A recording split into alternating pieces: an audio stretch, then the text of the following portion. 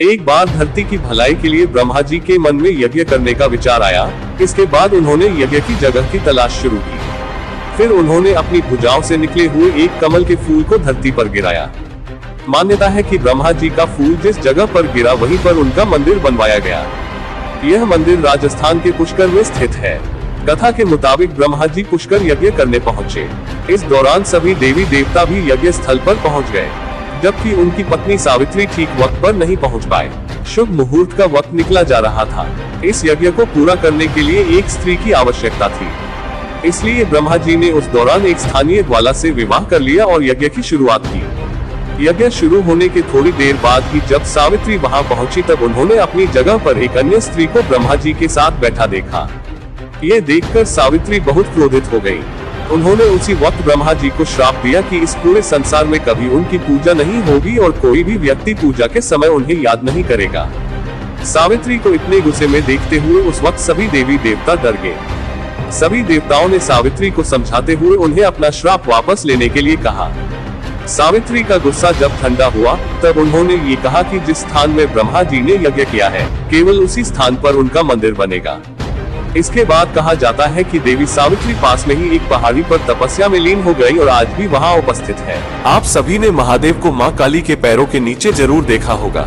इसके पीछे एक कहानी है। तो कहानी कुछ इस तरह है कि रक्तबीज नाम के दैत्य ने कठोर तपस्या के कारण वरदान पाया था कि अगर उसके खून की एक बूंद भी धरती पर गिरेगी तो उससे दैत्य पैदा हो जाएंगे। उसने अपना आतंक तीनों लोकों पर मचा दिया।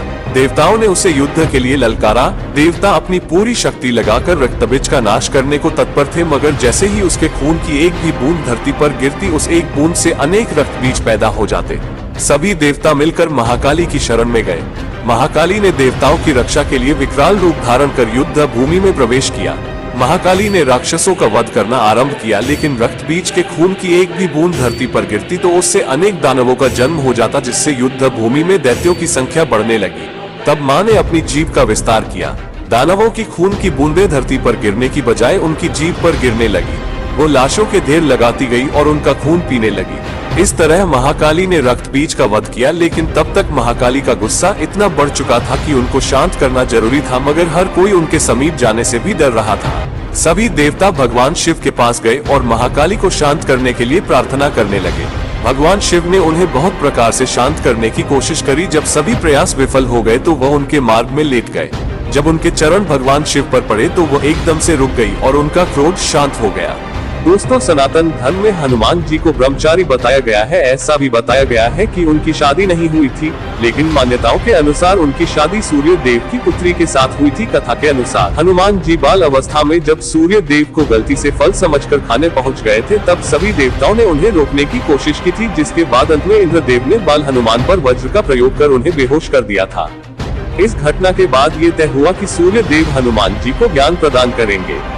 इस नाते से सूर्य देव हनुमान जी के गुरु कहलाए। सूर्य देव ने समस्त ज्ञान हनुमान जी को दिया, लेकिन विद्या देने में संकोच करने लगे।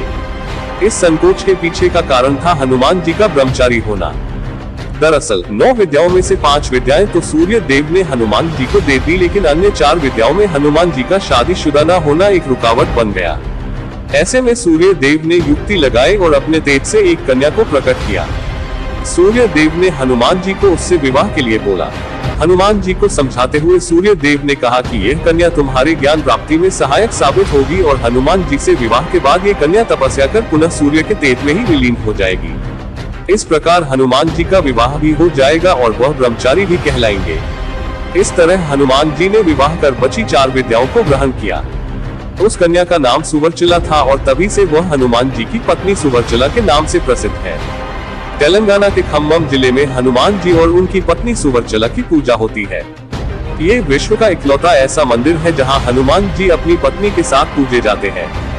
दोस्तों, क्या आपको पता है कि हनुमान जी को कलियुग के देवता के रूप में भी जाना जाता है? अगर आपको जानना है कि कलियुग का अंत कैसा होगा तो आप हमारा ये वाला वीडियो देख सकते हैं।